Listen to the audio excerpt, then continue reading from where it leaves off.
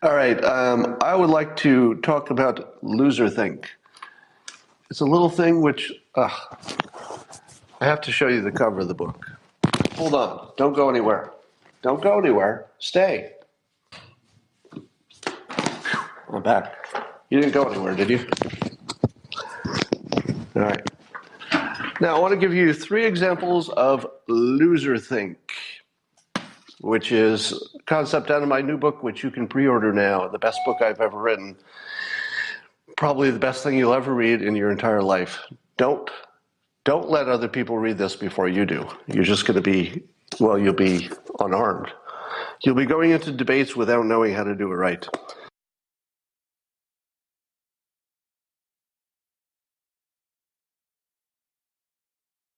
All right, one of the concepts that I talk about here and the idea behind Loserthink is that if you have exposure to different fields, you can see around corners and you can see situations more clearly.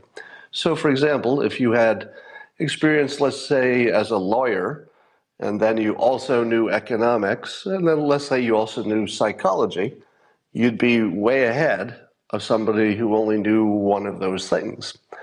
And in Loserthink, I don't teach you everything that those fields would teach you, just the important concepts. And I'll give you some clear examples of this. I've got 3 examples of people who either exhibited Loserthink or did not.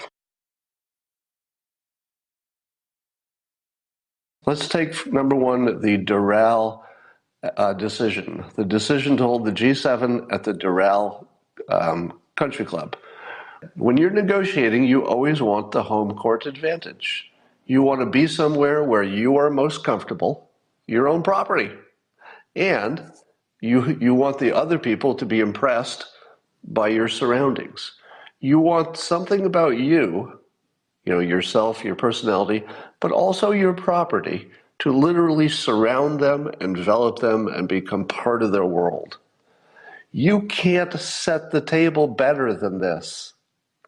So much so, I would say that every time that a president of our country hosts someone in this country, they should always take the home field advantage.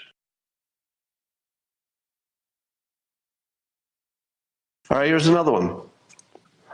So Elizabeth Warren plans to fundamentally change the system, and she uses words like that, where she's going to fundamentally change our economic system.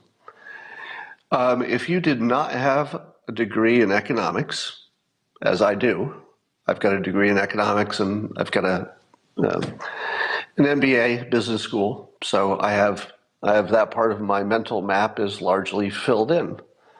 So when Elizabeth Warren says something like this, I want to fundamentally change the system, people who have my background, whether they say it in these words or not, are having the following thought.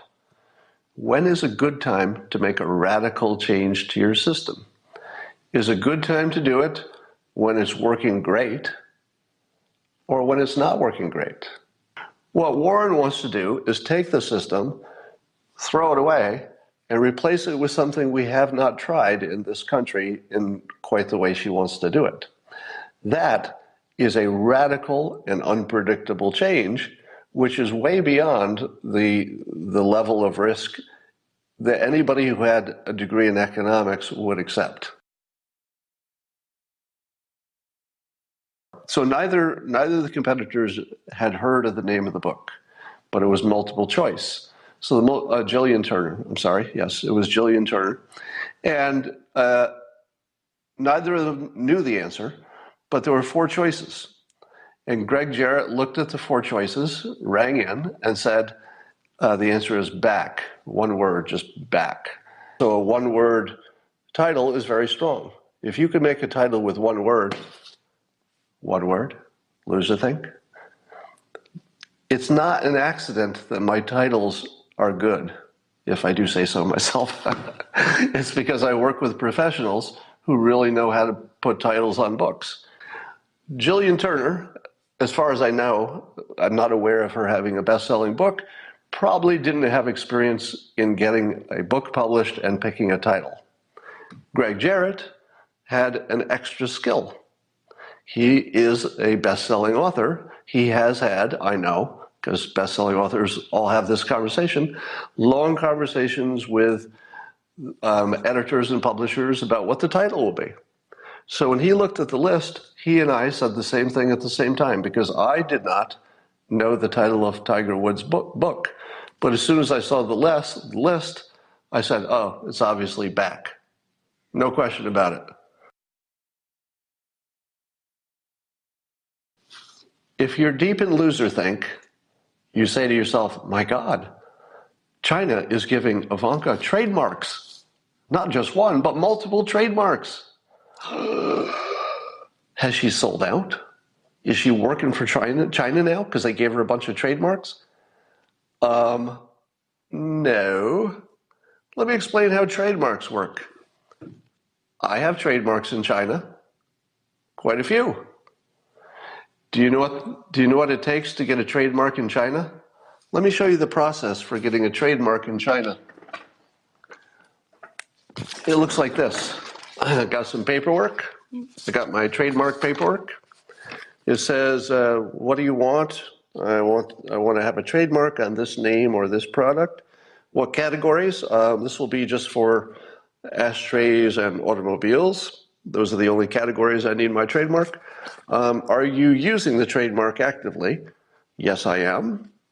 Now I put this in the mail, or my lawyer does, and you send it off to China. Then China, in some office, gets your trademark request and says, let's see in my database if anybody else is using this. Nope, nobody else is using a trademark called Ivanka Trump. Granted. And why does somebody get a trademark in China? It's because the Chinese will otherwise steal your product. The reason you get a trademark in China, even if you never want to do business in China, is because you don't want the Chinese Dilbert comic to emerge.